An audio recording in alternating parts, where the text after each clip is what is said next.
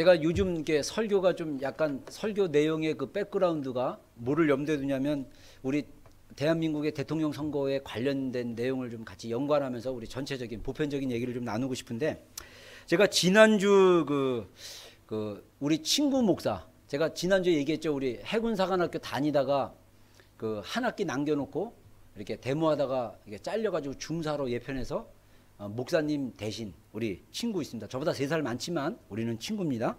근데 그 친구랑 통화하다가 그쪽에서 먼저 이제 인터넷 폰으로 전화하자 그래가지고 제가 화상 통화를 했어요. 근데 그 친구가 이제 정치 얘기를 해요. 야, 소식 들었냐? 그 한국에 유력한 후보 3명이 나왔죠. 안철수 씨, 문재인 씨, 그 다음에 박근혜 씨. 이렇게 3명이 나왔는데 안철수 씨가 문재인하고 이제 통합하면서 저기 관뒀어요. 그랬더니 자기는, 우리 친구 목사는 자기는 안철수를 지지해가지고 안철수를 뽑으려고 했는데 안철수가 관두는 바람에 어떻게 될지 모르겠다. 그래서 통합한 그 후보 문재인에게 뽑을까 이렇게 얘기해서 제가 안 돼라고 얘기했습니다. 그래서 반대하면서 제가 이왕이면 설명을 쭉 해줬어요. 그러더니 그 친구가 뭐라고 얘기하냐면요. 너 바뀌었다. 옛날에는 완전히 민주당이나 이런 좌파 시각 쪽으로 있었던 사람인데 어떻게 그렇게 바뀌었냐라고 얘기했을 때 제가 짧은 통화지만 그런 얘기를 하고 바뀐 얘기를 했습니다.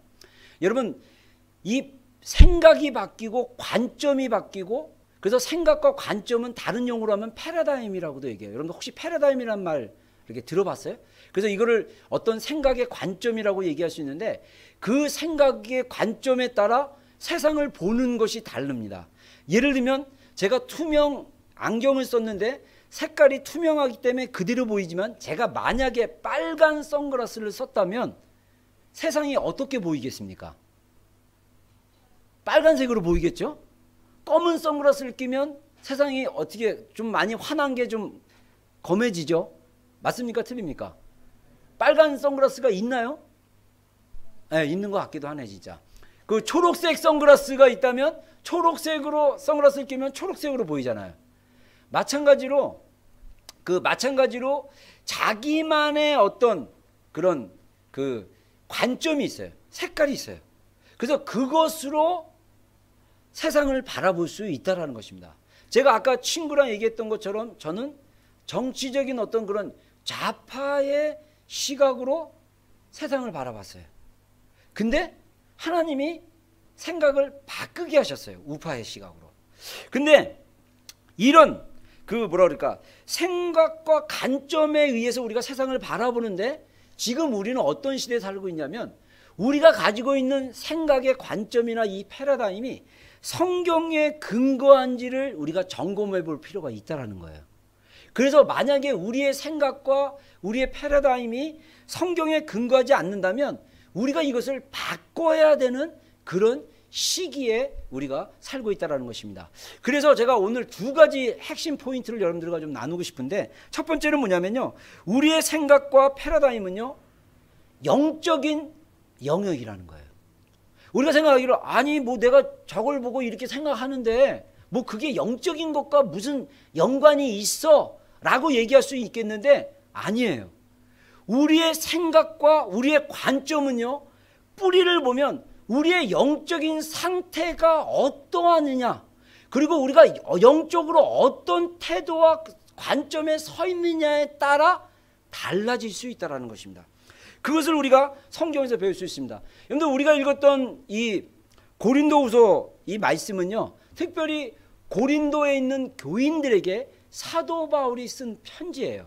근데 우리가 성경학자들이 우리에게 성경에 있는 고린도 전서와 고린도 후서 이 두 개의 편지를 가지고 성경에 이제 포함돼서 우리가 이제 성경 말씀을 배우고 있는데, 우리가 성경학자들이 연구를 해보니까 이 고린도 전서와 후서 말고 고린도 교인들에게 사도 바울이 1개나 2개의 편지를 더 보냈는데 그게 남아있지는 않다고 합니다. 아무튼 이 고린도 교회의 백그라운드와 오늘 시대하고 상황이 사실 비슷하다고 저는 개인적으로 생각합니다. 왜냐하면 이 고린도는요, 고린도라는 시는 그때 당시 그리스, 지금 현재도 고린도라는 시가 있습니다. 그리스라는 나라에 있어서 굉장히 중요한 항구 도시였어요. 그래서 많은 무역이 이루어지는 도시였기 때문에 뭐 아랍 사람부터 시작해가지고 아시아나 유럽이나 이런 물건들이 통용되고 사람들이 굉장히 많이 살았던 그런 도시예요. 국제적인 도시입니다. 근데 거기에 하나님의 말씀이 전파되기 시작했습니다. 누구에 의해서 전파되냐면 사도 바울에 의해서. 그래서 사도 바울이 쉽게 얘기해서 고린도 도시 안에 하나님을 모르는 사람들이 가득 찬 몇십만 명의 도시인데 사도 바울이 가서 복음을 전하기 시작한 거예요. 그래서 고린도시에 교회가 생기기 시작했습니다. 근데 사도 바울이 우리가 사도행전에 보면 사도 바울이 고린도에서 사역하는 이야기가 기록되어 있어요. 근데 거기에 어떤 내용들이 들어있냐면요. 사도 바울이 혼자 사역한 게 아니라 브리스길라와 아굴라라는 한 가정과 함께 자비랑으로 텐트를 만드는 직업을 가지고 거기서 그 일을 하면서 주말 안식일에는 회당에 가서 복음을 전하고 또 이방인들에게 복음을 전하고 그러면서 1년 18개월, 1년 6개월 정도 고린도에서 사역을 한 그 결과로 고린도시에 굉장히 많은 크리스천들이 생겼어요. 그래서 사도 바울은 다시 선교 여행을 해서 떠났어요. 그리고 이제 고린도 교회를 다른 목회자에게 맡겼어요. 근데 떠나와서 들어보니까 고린도 교회 안에 문제들이 많이 생긴 거예요. 그래서 그 문제에 대한 답을 주기 위해서 쓴 편지가 고린도 전서, 고린도 후서입니다. 특히 고린도 전서는요, 이 고린도 교회에 얼마나 많은 문제들이 있는지에 대해서 일일이 다 지적하면서 그 문제들을 다룬 내용이 나옵니다. 근데 재밌는 사실이 이 고린도 교회가 굉장히 영적인 교회였어요. 고린도 교회가 하나님의 은사, 성령님의 은사가 굉장히 많았던 교회였어요. 뭐 환상 보고 예언하고 뭐 난리야. 엄청난 기름 부음이 있었던 교회였어요. 근데 그들의 삶에는 문제가 많았어요. 왜냐? 영적인 그런 은사들이 있음에도 불구하고 그들의 삶의 태도 중에 많은 영역이 예수님 믿기 전의 삶의 모습과 비슷하게 살았기 때문입니다. 그래서 여러분들 제가 얘기하지만 기독교는요 굉장히 도덕적인 종교입니다. 기독교는 굉장히 윤리적인 종교예요. 아멘입니까? 여러분들 예수님을 믿는 사람들은요 세상 사람들이 봤을 때 법이 없이도 살 수 있는 사람들이 예수님을 믿는 사람들이에요. 왜냐? 우리가 하나님을 믿으면요 우리가 제일 먼저 회복되는 게 양심이 회복됩니다. 양심. 그 양심이 회복되면요 하나님이 그 양심을 하나님의 하나님의 진리로 우리 양심을 바꿔놓으셔요. 그러면 우리가 행동할 때 하나님의 진리가 우리가 양심 안에 담겨져 있으면 우리가 행동할 때 그 양심에 따라 행동을 하게 돼요. 그러면 우리가 나쁜 짓 못해요. 그래서 크리스찬들은요 진짜 양심이 살아있는 크리스찬들은 거짓말 안 합니다. 만약에 나는 거짓말을 자주 하는데 회개하셔야 돼요. 그 양심이 부패합니다. 우리 진짜 크리스찬들은요 남에게 해를 주거나 성경에 그러잖아요. 미워하지 말라고. 미워하면 안 돼요. 미워하면 내 안에 양심이 호소를 해요. 너 미워하고 있다. 하나님 앞에 미워하지 마라. 용서하라. 이렇게 얘기해요. 여러분 이런 것 자체가 복음이 진리가 우리의 삶을 완전히 바꿀 수 있어요. 근데 문제가 생겼어요. 고린도 교인들이 성령의 은사도 받고 영적 체험을 했는데 여전히 그들의 태도가 바뀌지가 않았어요. 그래서 고린도전서에 보면 고린도 교회에 일어나는 그런 교회 내의 엄청난 문제들을 가지고 사도 바울이 하나하나 따져가면서 그 문제에 대한 답을 제시한 게 고린도전서예요. 근데 고린도후서는 특별히 사도 바울의 서신이 신약성경 27권 중에 약 12권인가 13권 정도 있는데 그 중에 가장 개인적인 프라이버시한 편지입니다. 왜냐하면 고린도후서 내용에는요 사도 바울의 개인적인 고백과 간증들이 많이 나와 있어요. 왜 그런 얘기를 굳이 사도 바울이 고린도 교인들에게 나눴냐면요 고린도 교회가 여러분 생각해 보세요. 사도 바울이 개척해서 만든 교회예요. 그러면 사실 고린도 교인들은 사도 바울의 영적인 자녀들이에요. 전혀 복음을 모르다가 사도 바울이 사역해서 교회가 생기고 거듭났어요. 근데 사도 바울이 떠나 있는 동안 누가 오냐면 예루살렘으로부터 왔다라는 거짓 교사들이 나타납니다. false teacher들이에요. 이 거짓 교사들이 이 신약 성경에 보면요 이 거짓 교사들의 활동 때문에 교회가 굉장히 많은 문제들이 생기기 시작합니다. 그래서 갈라디아서도 그렇고 에베소서나 뭐 이런 데 성경에 보면요 거짓 교사들이 예수님을 잘 믿고 있는데 이 구약을 가지고 하나님의 말씀을 약간 변형시킨 거예요. 근데 이들은 복음을 완전히 이해 못한 상태에서 유대적인 관습과 유대적인 생각과 패러다임을 가지고 주입을 시키다 보니까 이 고린도 교인들은 유대인 크리스찬도 있지만 대부분 이방 크리스찬들이거든요.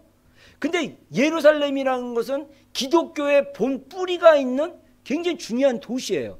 근데 거기서 왔다 그러니까 대우를 해주는 거예요. 근데 그들의 가르침은 사도 바울이 전했던 복음하고 내용이 다른 거예요. 그리고 이들이 나중에 거짓 교사들이 뭘까지 공격하냐면요, 사도 바울의 사도직까지 공격을 합니다. 사도 바울은 사실 예루살렘에 있는 그 사도들의 거기에 12명 중에 한 명이 아니야.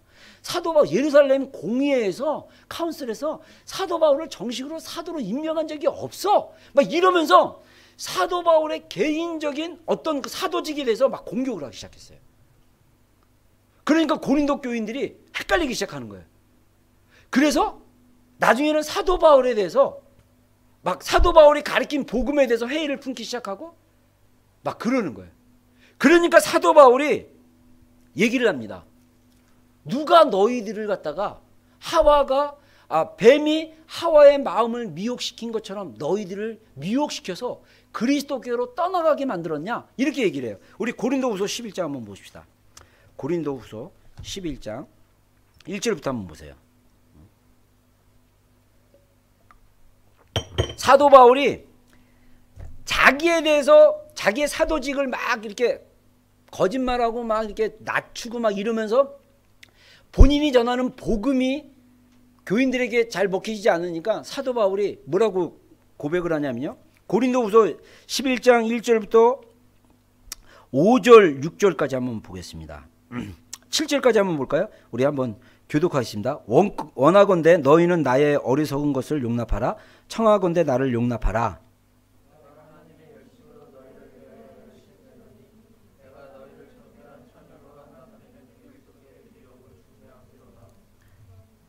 네. 그러나 나는 뱀이 그 관계로 하와를 미혹한 것 같이 너희 마음이 그리스도를 향한 진실함과 깨끗함에서 떠나 부패할까 두려워하노라.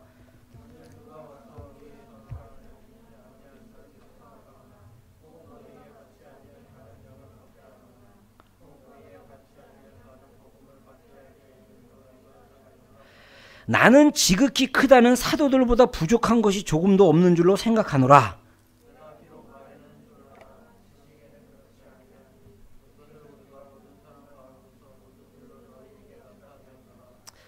예, 내가 너희를 높이려고 나를 낮추어 하나님의 복음을 값없이 너희에게 전함으로 죄를 지었느냐. 아멘. 자, 여기서 사도 바울이 뭐라고 얘기합니까? 나는 다른 사도들보다 조금도 부족함이 없다. 이렇게 얘기했어요. 아마 사도 바울이 1년 18개월 동안 1년 반 동안 사역했 동안 예수님 믿고 또 교인들에 의해서 새로 믿었던 크리스천들 중에 어떤 문제가 생겼냐면, 사도 바울이 교회에게 보낸 편지는요, 그때 당시에 공예배 때 읽혀졌어요. 공예배 때 읽혀지고 그거에 대해서 막 얘기를 나누고 막 그랬어요.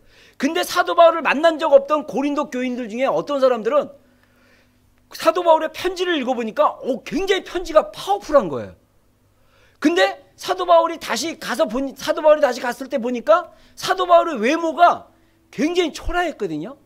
정확한 사도 바울의 외모에 대한 그 초상화나 이런 그림은 남아있지 않지만 여러 성경학자들이 이야기를 사도 바울이 굉장히 키가 작은 사람이라고 합니다. 거기다가 대머리래요. 거기다가 다리가 안장다리래. 그리고 사도 바울 안에 어떤 질병이 있을 건데 그 질병이 안질 비슷한 질병이 아니었을까? 이렇게 얘기를 하는 사람들도 있어요. 어쩌면 그 한국의 전병훈 목사님이라는 분이 있는데 그분도 약간 눈이 반쯤 감긴 분이에요. 이분이 안경 써서 잘 커버가 돼서 그러는데 안경 벗으면요, 이분은 눈을 떴는데도 반이 감겼어요. 굉장히 초라해요, 외모는. 그분이 머리가 좀 이렇게 좀 빠지고 그랬거든요. 근데 그분은 그래도 키는 큰데 아마 사도 바울은 대머리에다가 눈도 이렇게 반쯤 이렇게 반만 뜨고 다리도 안장다리에다가 다리가 이렇게 벌어지고 외모가 막 그러고 말도 이렇게 잘 못했나 봐요. 말에는 조라나. 그러니까 말을 잘 못해가지고 말할 때 이렇게 막 이렇게 했나 봐요. 그랬더니 사도 바울의 편지를 볼 때는 굉장히 힘있고 파워풀한데 내가 직접 보니까 야, 굉장히 외모도 별로고, 야, 말도 별로고, 막 이런 것 같다. 이렇게 평가하는 사람들이 막 나오기 시작한 거예요. 그래서 사도 바울이 뭐라 그럽니까? 내가 말에는 조라하나 내가 하나님의 지식에 대해서는 그렇지 않다. 이러면서 자기를 변호하죠. 그러면서 고린도후서 11장에 개인적인 간증을 쭉 합니다. 근데 중요한 것은요, 여기서 사도 바울이 정말 그들에게 얘기하기를 너희를 뱀이 하와를 미혹한 것 같이 너희들의 마음이 미혹됐다라고 얘기해요. 그들의 마음이 미혹된 거예요. 그래서 그들의 마음이 미혹됨으로 어떤 일이 벌어지냐면 그들의 삶이 별로 변화되지 않는 거예요. 여러분, 우리가 예수님이 마태복음에 보면요, 예수님이 특히 마태복음 24장과 25장에 보면 예수님이 뭐라고 그러냐면요, 너희가 사람의 미혹을 주의하라 그랬어요. 미혹을 주의하라 그랬어요.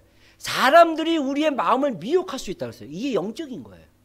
근데 그 미혹으로 살면 우리가 무엇으로 생각하면, 미혹이 우리 안에 들어오면 우리가 제일 먼저 반응하는 삶의 태도가 뭐냐면, 패러다임이 뭐냐면 육신의 방법이라는 거예요. 육신의 방법.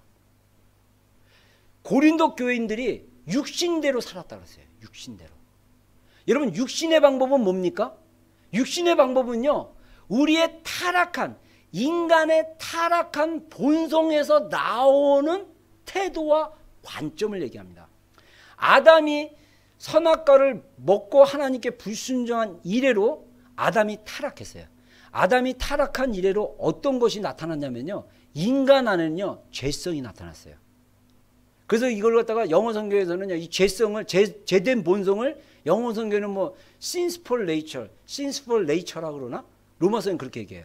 그러니까 인간 안에는요, 인간의 유전자 안에, DNA 안에 뭐가 있냐면 죄를 향한 경향이 있어요. 여러분, 왜 우리가 도덕 교육을 하고 있습니까? 왜 우리가 어렸을 때부터 윤리 교육을 하고 있습니까? 죄를 향한 경향이 있기 때문에. 여러분, 이 나라 유치원이 재밌는 게, 이 나라 유치원이 런치 시간에 티타임 때 옆 사람과 못 나눠 먹게 해요. 이유가 뭔지 아십니까? 이건 제가 게스한 거예요. 애들이요, 서로 나눠 먹기, 어린아이들이 나눠 먹기 시작하면요, 어떤 애는 맛있는 뭐 이렇게 거 싸왔어요. 어떤 애는 맛없는 거 있어요. 어떤 애는 맛있는 걸 갖다가 A한테 줬는데 B가 왜 쟤는 A 하면 주고 나는 안 줘요. 이렇게 하면 혼란이 와요. 그러니까 맛있는 거 싸우든 맛없는 거 싸우든 너희 먹을 거는 너희가 먹어라. 이게 맞는지 모르겠어요. 그런 것 같아요. 여러분, 왜 유치원 때부터 그렇게 훈련시킵니까? 애기들은요, 천사 같죠? 근데 애기들이 얼마나 이기적인지 아세요? 자기가 원하는 거 있다, 안 뺏긴다고 두드러 패요. 동생이고 필요 없어요. 그냥 이거 뺏기기 싫으면요, 이거 내 거야 그러면서 막 하고 막 손 막 물고 막. 여러분들 안 그래 봤어요? 나만 그랬나? 부모들이 아니야, 진정해, 이거 이러지 말고 나눠 먹어. 안 돼, 내 거라서 안 줘. 왜 그렇습니까? 이기적인. 그 아이들이 왜 그렇게 이기적이고 자기중심적이고 그랬습니까? 타락한 본성 자체가 그런다. 인간의 본성 자체가 죄를 향한 성향이 있다는 거예요. 사람이 미혹되잖아요. 그 마음이 미혹되면 우리의 방법이 죄된 본성을 따라가요. 그게 바로 육신의 생각인 것입니다. 우리 한번 보겠습니다. 로마서 8장 5절에서 8절. 로마서 8장 5절에서 8절입니다.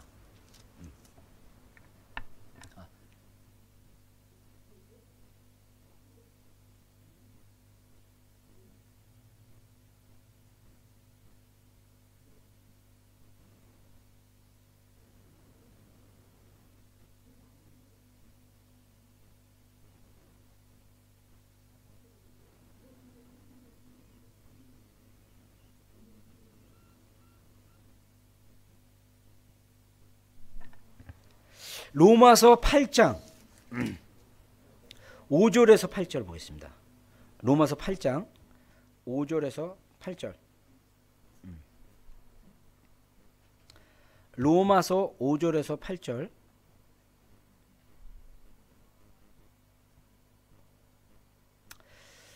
우리 함께 천천히 한번 읽어보겠습니다.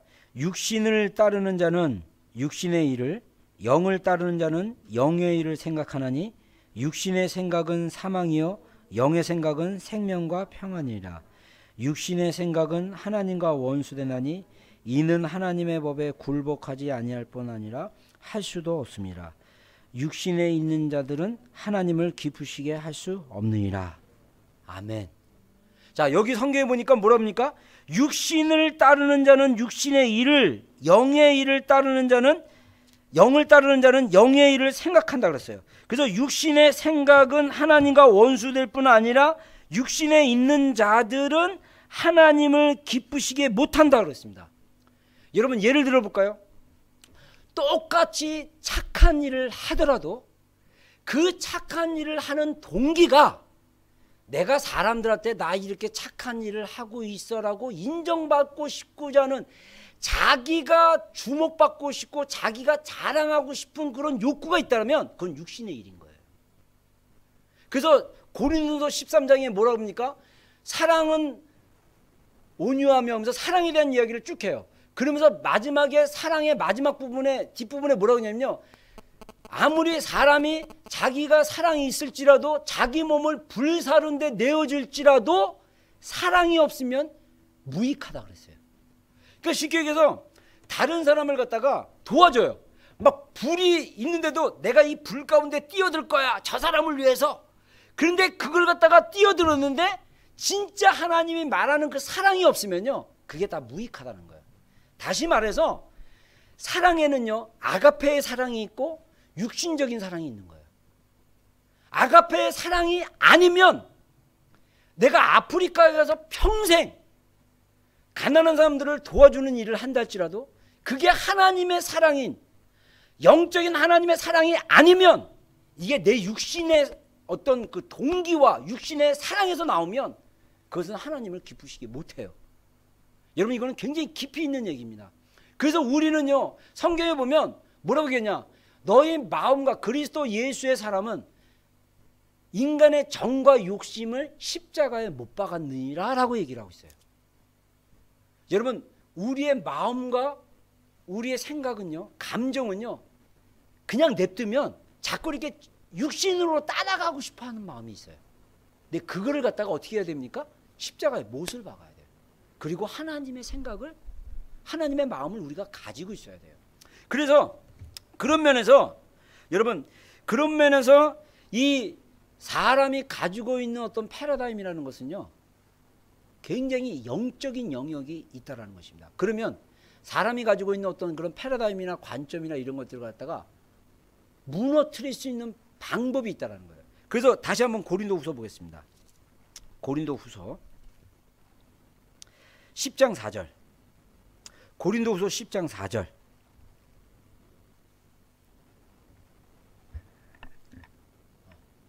고린도후서 10장 4절. 우리 한번 보겠습니다. 4절 5절 읽겠습니다. 시작. 우리의 싸우는 무기는 육신에 속한 것이 아니요 오직 어떠한 경건진도 무너뜨리는 하나님의 능력이라. 모든 이론을 무너뜨리며 하나님 아는 것을 대적하여 높아진 것을 다 무너뜨리고 모든 생각을 사로잡아 그리스도에게. 아멘. 자, 사도 바울이 뭐라고 얘기하냐면요, 이 고린도 교인들 안에 육신의 방법과 육신의 태도대로 살고 있는 그들이 사도 바울을 거부하기 시작했어요. 진리를 거부하기 시작했어요. 그러니까 사도 바울이 그들에게 뭐라고 얘기합니까? 너희가 6절에 보면요, 너희의 복종이 온전케 될 때 모든 복종하지 않는 것을 벌하려고 준비하는 중에 있노라 라고 얘기하는데, 영어 성경에 보면요 더 정확해요. 뭐냐면 We will be ready to punish every act of disobedience. 다시 말해서 사도 바울이 다 벌 주려고 한대요. 우리가 준비되어 있다. 벌을 주려고 준비되어 있는데 누구에게 준비되어 있느냐? 불순종하는 모든 행동하는 사람들에게 내가 벌을 주려고 준비하고 있다. 그러면서 8절에 주님께서 우리에게 주신 권세, 오소리티는 너희들을 갖다가 무너뜨리려는 것이 아니고 너희를 세우려는 거다. 사도 바울 안에는요, 사도로서의 권위가 있었어요. 그 권위를 가지고 잘못된 교인들을 향해서 잘못됐다라고 정확히 얘기할 수 있는 오서티가 그 안에 있는 거예요. 그래서 그들의 불순종에 대해서 야단을 쳤던 거예요. 그들의 불순종이 뭐에 대한 불순종이냐? 육신대로 사는 삶에 대한 불순종이었어요. 그 육신대로 이들이 살게 된 그 원인이 그들 안에 자신만의 패러다임이 있었어요. 그 패러다임을 영어 성경에는요, 견고한 진이라고 얘기합니다. 이 견고한 진은 영어로 스트롱홀드예요. 이거는 뭐와 같냐면 요새와 같은 거예요. 요새와 같아서 요 견고한 진 안에 딱 들어가 있으면요, 내가 속고 있는데 속고 있는지도 몰라요. 내가 잘못 태도를 살고 있는데 잘못 태도를 하고 있는지 몰라요. 왜냐하면 그 견고한 진 때문에. 그래서 그 견고한 진을 무너뜨릴 수 있는 무기가 있다고 했어요. 이거는 세상 무기와 다르다. 세상 무기는 뭡니까? 총이나 대포나 뭐 이런 건데, 사도 바울이 말한 이 무기는 기도라는 거예요. 여러분, 사람의 생각이 바뀌는 거 쉽지 않다는 사실 아시죠? 제가 결혼도 잘못 생각했잖아요. 제가 목사인데도 불구하고 결혼도 잘못 생각한 영역이 있어요. 근데 하나님이 어느 순간에 그거를 딱 깨게 해주셨어요. 너무 놀라웠어요. 50%는 맞는데 50%는 틀렸어요. 여러분, 제가 요 얘기는 제가 간단하게 좀 하겠습니다. 좋겠어요. 제가 자라는 환경이 부모님이 계셨지만 부모님이 너무나 바쁘게 살다 보니까 제가 부모님의 이렇게 보호하심이 없었어요.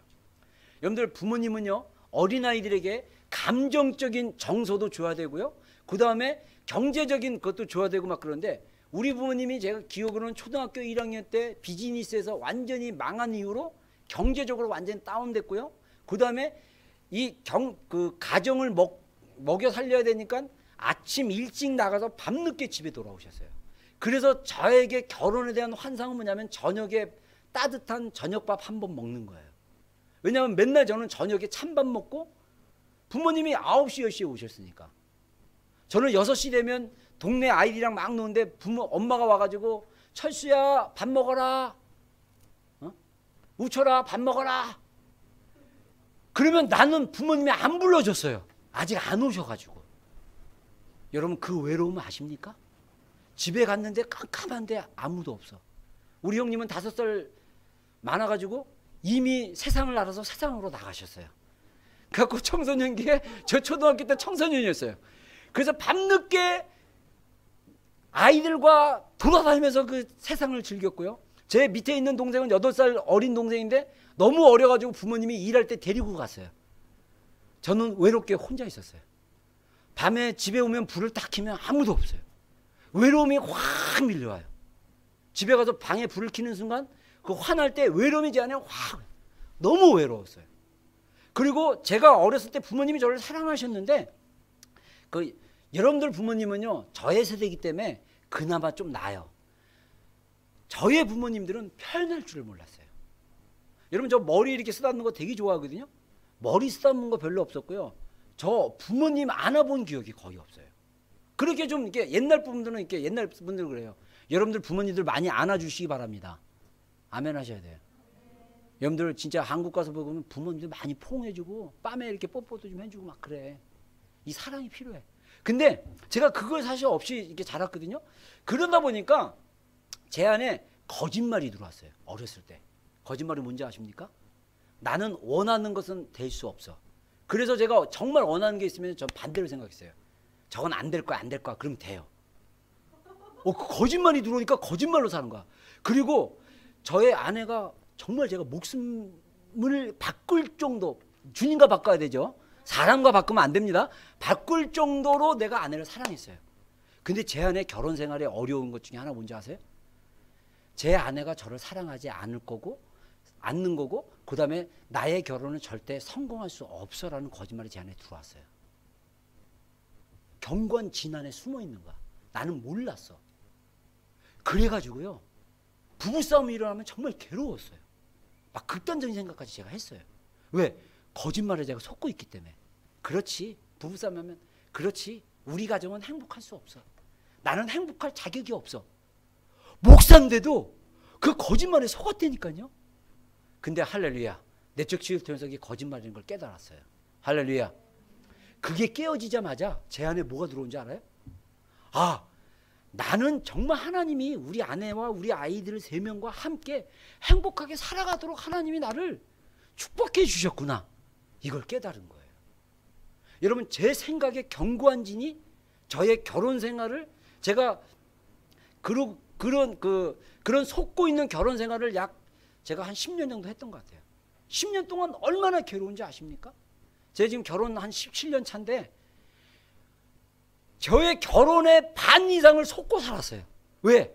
거짓말에. 제가 어렸을 때 받은 상처, 어렸을 때 있었던 그 환경에 의해서 제가 거짓말로 견고한진을 만들고 그 견고한진 안에 제 생각을 숨기고, 여러분, 불행한 결혼, 불행한 사랑, 하나님 앞에 무너져야 될 거짓말인 줄로 믿습니다. 아멘.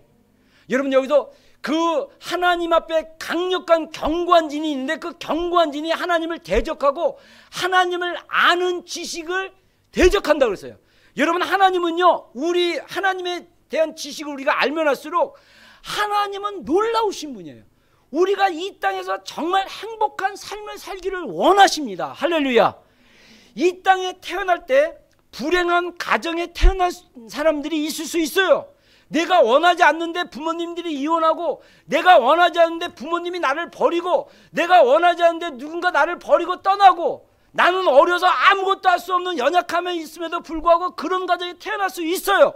그럼에도 불구하고 그 태어난 그 인생은 하나님의 축복으로 행복하게 살아갈 그런 축복의 자격이 있습니다. 권리가 있습니다. 그게 하나님의 지식이에요. 근데 각자 견고한 진은요, 거짓말을 해요. 그게 하나님을 대적하는 거예요. 여러분, 그러한 거짓말들이 깨어져야 돼요. 한국 사회 안에 거짓말들이 퍼져 있습니다. 한국 사회 안에 많은 크리스천들과 목회자들이 속고 있는 견고한 거짓말이 있어요. 그게 뭐냐면 북한 정권이 좋다라는 생각이에요. 여러분, 절대 속으면 안 돼요. 저도 속았던 사람이에요. 저도 굳이 따지자면 지금 기준으로 봤을 때 저는 친북이에요. 친북. 북한을 되게 좋아했던 사람이에요. 그래서 옛날에 김일성을 갖다가 제가 높여줬어요. 김일성 주석 막 그러고, 옛날에는 김일성이 막 그랬거든요. 그때 제가 꼭 프레지던트를 꼭 넣어줬어요. 왜냐면 우리가 존경해야지. 그리고 김일성이요, 북한 이렇게 바뀔 때 일본에 있던 잔재를 다 없앴어요. 근데 우리나라는요, 친일파라고 그래가지고 일본에게 협조했던 사람들이 나중에 해방되고 나서 일본 그 경찰, 여러분들 일본 밑에서 일본이 우리나라를 통치하는 기간 동안 순사했던 한국 사람들이 있어요. 여러분들 그 영화나 이런 거 보면 알죠? 그 사람들이 한국 순사들이, 경찰들이요, 한국 사람들을 더 무섭게 만들었어요. 그게 무서운 거예요. 근데 이 사람들이 해방되고 나면 어떻게 합니까? 같은 한국 동포들을 갖다가 일본의 공권력으로 했으니까 벌을 받아야 돼요? 안 받아야 돼요? 받아야 되죠. 그래서 법으로 특별히 법을 제정해가지고 법으로 했다가 나중에 친일파 정치인들이 그 법을 갖다가 완전히 무산시켰어요. 그래서 나중에 그 일제시대 때 경찰했던 사람이 나중에 경찰서장 되고 막 그래요. 종로 경찰서장 되고 막 그래갖고 이 종로 경찰서장 된 사람들이 막 이렇게 일본 사람들 이렇게 막 벌 주려고 하는 사람들을 막 불법으로 막 잡아내고 막 그래갖고 이 한국이 굉장한 혼란 속에 있었어요. 정치적으로, 사회적으로. 역사를 보면요, 한국이 굉장히 혼란적이 있었어요. 그러다가 근데 북한을 보니까 북한은요, 일본 협조했던 사람들 다 감옥 보내거나 죽이거나 그래갖고 북한에는 일본에 협조했던 사람이 없어요. 그리고 60년대 한국이 굉장히 가난하게 살았는데 북한은 잘 살았어요. 그때 당시 70년대만 해도요, 북한은 잘 살았습니다. 왜 그런지 아세요? 북한에는요, 그때 당시 서울의 전기를 어디서 줬냐면 북한에서 줬어요. 북한에 수력발전소가 있는데 그 정확한 위치는 모르는데 수력발전소에서 물을 통해서 전기를 만들어 갖고 서울에다 보내줬어요. 근데 휴전선이 생기고 나서 북한에서 전기를 끊었어. 남한에서는 자체 전기를 생산해야 돼. 북한에는 엄청난 좋은 자원들이 있었어요. 우리는 남한에는 자원이 없었어요. 그래갖고 남한은 70년대 될 때까지 되게 가난했습니다. 북한은 그 좋은 자원 가지고 열심히 해가지고 잘 살았어요. 그래가지고 70년대만 해도 일본에 살던 제1동포들이요. 북송선을 타고 북한의 배를 타고 북한이 지상 낙원이라고 그래갖고 북한으로 갈 정도였어요. 그렇게 잘 살았어요. 근데 70년대 우리나라가 경제 성장하고 나서 완전히 바뀌었죠. 북한은 그때 당시에 잘 살았던 수준으로 딱 머물고 우리는 엄청 잘 살고. 근데 우리 안에 섞고 있는 게 뭐냐면 북한이 김일성이 정권을 잡고 그 아들 김정일, 그 손자 김정은 60년 동안 통치하면서 북한 사회를 갖다가 전 세계적으로 이렇게 오랫동안 통치한 이런 독재자가 없는 거예요. 그리고 300만 명이 굶어 죽고, 그죠? 많은 사람들이 자유에 억압돼 있고, 북한은 종교의 자유가 없는 나라입니다. 그래서 기독교를 박해하는 나라의 세계 1위가 북한이에요. 오픈도어라는 선교단체에 의하면. 그리고 아예 북한의 주체사상이라는 그런 색을 만들었는데, 거기서 북한의 주체사상이라는 그 이데올로기는요, 북한의 그 이데올로기는 세계 10대 종교의 10위인가 그래요. 그래서 하나님은 그때 교주는 김일성, 김정일, 김정은이고, 교리는 북한 주체사상, 성도는 북한 주민들. 완전 집단 세뇌된 거예요. 근데 문제는 뭐냐? 그 집단 세뇌된 사상이 우리 남한 사람들 안에 들어왔어요. 그래서 북한이요, 남한 사람들 이렇게 현혹할 때 제일 먼저 나오는 게 반미예요. 반미. 반미는 뭐냐면 미국을 반대하는 거예요. 미국을 왜 반대하냐? 주한미군은 미국 한반도에 있는 미국을 쫓아낸 다음에 북한이 쳐들어오면 되게 쉽거든요. 그러니까 미군을 쫓아내야 돼. 그래서 반미 사상을 불러일으킨 거예요. 여러분들 옛날에 혹시 아세요? 의정부라는 그 서울 근처에 있는 그 효순이인가 미순이, 걔네 두 명이 그때 의정부에 미군 부대가 있는데 탱크가 지나가다가 그 미군 탱크가 그 아이들을 못 봐가지고 그 아이들이 탱크에 깔려 죽었어요. 그래가지고 우리 대한민국의 그 반미 사상이 확 불을 질렀습니다. 그래서 툭하면 미국 반대 막 이런 얘기들이 나오는 거예요. 그거를 누가 부추기냐? 북한이 부추기는 거예요. 그래서 저도 사실 미국 별로 안 좋아했어요. 근데 안 좋아했던 이유도 있어요. 왜냐하면 미국이든 대한민국이든 어느 나라든 자국의 이익을 위해서 원래 정치하고 외교하게 돼 있어요. 어느 나라가 자기만 희생하고 다 도와주겠습니까? 미국도 그렇게 했어요. 사실 우리 굉장히 많이 도와줬는데 미국도 자신의 이권을 챙기긴 챙겼어요. 근데 중요한 건 미국의 도움으로 우리가 섰다는 게 중요하죠. 그래서 우리가 여러분들 항상 어떤 주제를 보고 파악할 때 공과 과를, 잘된 것과 못한 것을 반드시 구분할 수 있는 게 있어야 됩니다. 우리나라 정부가 일본의 그 영향력을 못 줄인 거는 맞아요. 그렇다고 북한이 맞다는 건 아닙니다. 오늘 제가 교육하기 전에 페이스북 보니까 우리 세론이 페이스북에 올린 거 굉장히 내가 베리고, 왜냐면 세론이가 딱 그런 거예요. 친일파는 과거 진행형이고 종북은 과거형이고 그 다음에 종북은 현재 진행형이다. 굉장히. 그랬더니 그 밑에 한국에 있는 친구가 그래요. 너 정치 쪽 아니잖아. 막 이러면서 그렇게 얘기하는데, 여러분 우리 크리스천들은요 분명한 진리에 기준한 의식을 가지고 있어야 돼요. 아멘입니까? 여러분 성경에서 말하고 있는 절대적인 진리가 무엇인지를 여러분 우리가 알아야 돼요. 성경에서는요 공산주의는 반기독교적입니다. 공산주의는 하나님 싫어해요. 그래서 러시아나 소련이나 중국이 공산화되고 베트남 공산화되고 공산화된 나라에서는요 다 교회 다 문 닫았어요. 그리고 목회자들 다 감옥에 넣었어요. 종교는 민중의 아편이라고 그래요. 아편은 뭐냐면 마약. 그래서 마약하면, 여러분들 마약 여기 해본 사람 없겠죠? 마약하면 이 현실 분간을 못해요. 몽롱해가지고 모든 게 다 좋아. 그래서 이 공산주의는 뭐라고 하냐면 백성들에게, 국민들에게 마약을 넣는 게 종교다, 이렇게 얘기해요. 그래서 종교를 제일 먼저 없애요. 그게 공산주의예요. 근데 그 공산주의가 말하는 이론을 그대로 많은 사람들이 지지해요. 저도 몰랐어요. 저도 속았어요. 여러분, 북한 정권은요 절대 타협하는 정권이 아닙니다. 제가 요즘 요즘 제가 북한 정권 그쪽 보면서 제가 유튜브에서 어제부터 한 몇 개 봤는데 제5공화국이라는 그 드라마 있어요. 우리나라 나오는데 거기에 보면요 겁모술수가 얼마나 많은지 몰라요. 나 이렇게 할 테니까 우리 신사협정 맺자.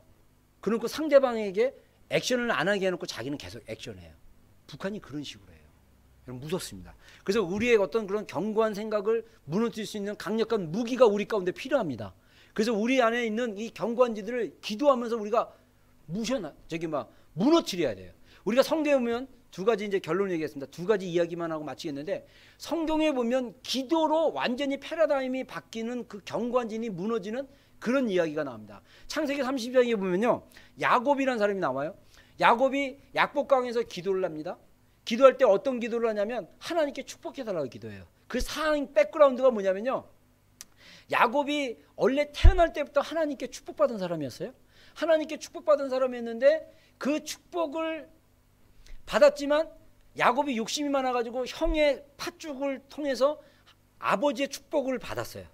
그러니까 에서가 그 야곱의 속임수에 속아가지고 자기에게 올 아버지의 그 축복을 동생에게 뺏긴 거에 대한 분노 때문에 쌍둥이였어요. 원래 야곱과 에서는 쌍둥이였는데 먼저 에서가 태어났는데 야곱이 어렸을 때부터 굉장히 자기중심적이었나 봐요. 이게 성취욕이 굉장히 강했나 봐요. 성경에 보니까 에서가 막 머리부터 나오잖아요. 그렇죠? 나오는데 밑에 동생이 있던 야곱이 에서의 발꿈치를 잡고 있었어.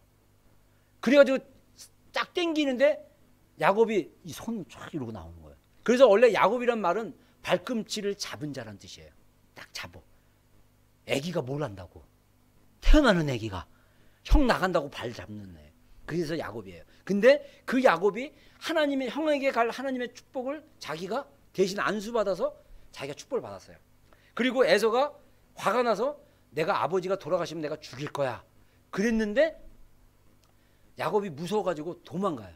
도망가가지고 약 17년을 외삼촌 집에서 일하면서 부자가 됩니다. 부자가 돼가지고 또 그 외삼촌 집에서 트러블이 생겨가지고 이제 고향으로 돌아옵니다. 고향으로 돌아와가지고 그 큰 부자가 돼가지고 고향으로 돌아오는데, 그래서 이미 이제 에서가 자기 아버지의 축복을 뺏은 거에 대해서 에서가 자기 여전히 화난 줄 알고 야곱이 머리를 썼어요. 선물을 막 이런 동물들 그다음에 막 보석들 이런 걸 가지고 미리 사절단을 보냈어요. 형한테 보내서 내가 집에 돌아가니까 나를 용서해줘. 근데 그 보냈던 사람이 소식이 오기를 에서가 당신 죽여버린다고 400명의 사람들을 데리고 칼을 차고 당신을 쫓아오고 있다. 그 소식을 전해준 거예요. 그러니까 야곱은 다시 외삼촌이 있었던 지역에 갈 수도 없고 고향으로 돌아가고 싶은데 그래서 하나님 앞에 매달려 기도합니다. 밤을 새면서 기도합니다. 근데 하나님 축복해 주셨어요. 그러자 야곱이요, 기도하기 전에 야곱은 어떤 생각이냐면 옛날에 그 머리 쓰는 견고한 진 속에 숨어 있었어요. 그래가지고 야곱이요, 자기의 가족들 12명의 아들을 낳는데 그 가족을 세 그룹을 합니다. 1그룹, 2그룹, 3그룹 다 보내고 자기는 아직도 강을 안 건너고 있어.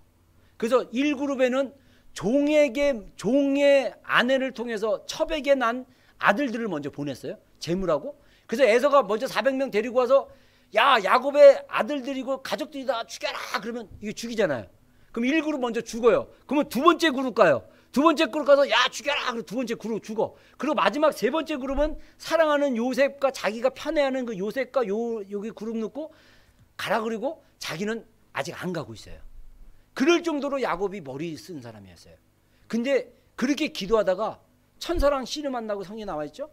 천사가 축복해줘요. 축복해주니까 야곱의 생각이 바뀌었습니다. 그 축복 기도를 받고 야곱의 생각이 딱 바뀌어갖고 그 제일 먼저 앞에 나가요. 근데 그때 씨름하다가 다리가 환도뼈가 부러져가지고 밤새 저도 수염이 이제 이렇게 하루 지나면 수염이 조금 나는데 아마 야곱은 수염이 많이 났나 봐요. 밤새 기도하다가 아마 수염도 막 났겠죠. 그리고 밤새 기도했기 때문에 머리도 떡지고 막 침도 흘리고 막 꾀죄죄한 모습으로 에서 앞에 나가니까 에서는요 여전히 야곱을 죽이겠다는 마음으로 400명을 이끌고 나는데 야곱을 보는 순간 마음이 확 바뀐 거예요. 할렐루야. 에서의 마음이 어떻게 바뀌었습니까? 야곱의 기도로 바뀐 거예요. 에서는요 이놈의 시계 내가 반드시 내가 이러면서 뭐 화난 상태로 막 달렸어. 근데 야곱은 밤새 기도하고 축복을 받았어. 그리고 자기가 먼저 바뀌었어. 그리고 에서 앞에 딱 나갔어요. 에서가 보자마자 마음이 확 바뀐 거예요. 할렐루야. 여러분 사람의 마음이 순식간에 어떻게 확 바뀝니까? 기도로 가능합니다. 예를 들면 내가 잘못을 했어. 가면 엄마한테 혼날 것 같아. 기도를 세게 했어.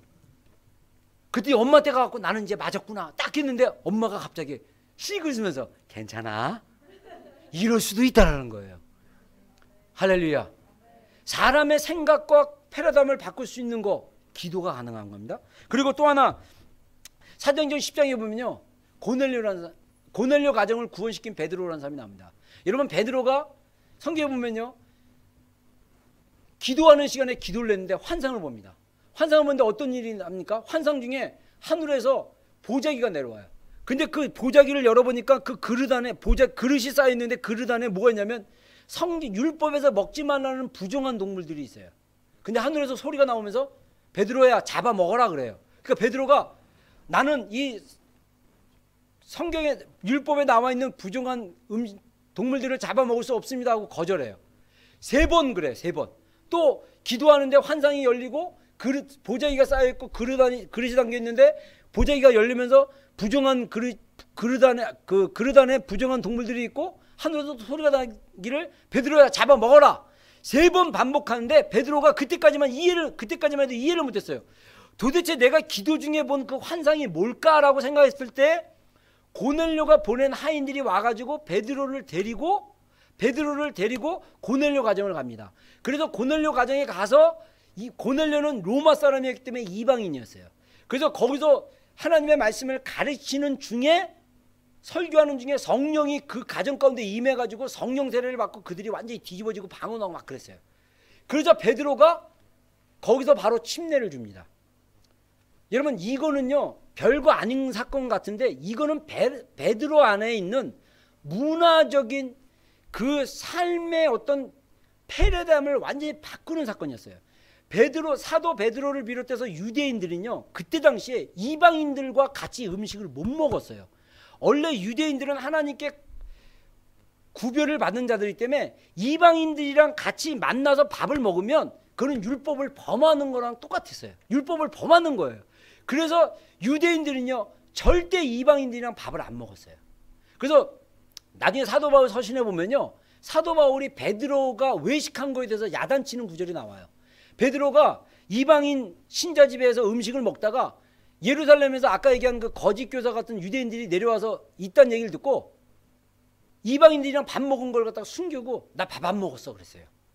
그러니까 사도 바울이 베드로가 그런 식으로 외식했다 그러면서 왜 그런 식으로 외식하냐 야단치는 내용이 사도 바울 서신서에 나와요. 그 정도로 이방인과 유대인들이 함께 밥을 먹는다는 거는요 굉장한 문화적인 이게 바뀌지 않으면 안 되는 거예요. 근데 하나님이 베드로가 기도하는 중에 그걸 바꿔버렸어요. 여러분 마찬가지입니다. 우리 안에 이거는 절대 안 돼, 이거는 안 돼라는 어떤 그런 기준들이 있고 패러다임이 있다면 여러분 우리가 기도로 강력하게 이걸 무너뜨려야 됩니다. 여러분 강력한 그 기도 중에 제일 좋은 기도가 뭔지 알아요? 여러분들에게 권면하는 기도가 있습니다. 부르짖는 기도를 하세요. 부르짖는 기도. 기도할 때 소리내서 기도하세요. 왜 그런지 아세요? 여러분들 이 원래 침묵 기도는요 굉장히 수준이 높은 기도예요. 여러분 침묵한 상태에서 아무 소리 안 들리고 침묵한 상태에서 주여 그러면서 속으로 막 기도하려면요 이거 조금 약간 기도 훈련이 되고 정신 집중이 잘 된 사람이 가능해요. 가만히 앉아갖고 아무 소리 안 들리는데 주여 그러면 잠이 확 오고 막 생각이 막 이리저리 막 돌아오고 갑자기 그거 생각하다가 쭉 보면 벌써 나는 딴 생각하고 있고 막 그래요. 그리고 여러분 세대에 뭐가 있냐면 하도 틈만 나면 음악 듣고 틈만 나면 보고 틈만 나면 이걸 해가지고 여러분의 정신이 포커스 할 수 없는 세대예요. 그리고 가만히 있으면 막 내가 미쳤어 막 이런 음악들이 막 들릴 수도 있고 막 세상 음악이 막 들리고 막 그럴 수 있어요. 그렇기 때문에 우리의 생각을 사로잡으려면 소리 질러 기도해야 돼요. 소리 질러서 하나님 주여 기도하다 보면 우리의 생각이 사로잡힙니다. 할렐루야. 여러분에게 권하고 싶습니다. 정말 부르짖는 기도를 한번 해보세요. 소리내서 한번 기도해 보세요. 여러분 생각 속에 숨겨있는 어떤 그런 거짓말들, 어떤 경관진 속에 있었던 어떤 가치관들, 패러다임들 기도로 무너뜨릴 수 있어요. 또 하나 권하고 싶은 게요, 방언으로 기도하라는 거예요. 방언으로. 방언 기도는요 영의 기도입니다. 그래서 여러분들이 방언으로 기도하면, 고린도서에 보면 방언으로 기도하면 방언은 덕을, 개인의 덕을 세운다는데 이건 뭐냐면 우리의 영을 자꾸 깨우는 기도를 할 수 있는 거예요. 그래서 여러분들 기도할 때 소리내서 방언으로 기도하세요. 소리내서 소리 질러 기도하고 방언으로 기도할 때 어떤 일들이 일어납니까? 우리에 있던 견고한 진들이 무너뜨릴 수 있어요. 여러분 아직 한국 안에는요 잘못된 종목주적인 패러다임이 있는 사람들이 너무나 많습니다. 그들의 패러다임과 견고한 진이 예수님의 이름으로 무너지도록 우리 기도하는 여러분이 되기를 주님으로 축원합니다. 여러분 주변에 잘못된 생각을 가지고 있는, 가치관을 가지고 있는 사람들이 있다면 기도로 무너뜨려야 돼요. 강력한 기도를 통해서 우리가 무너뜨릴 수 있습니다. 자, 다 같이 기도하겠습니다.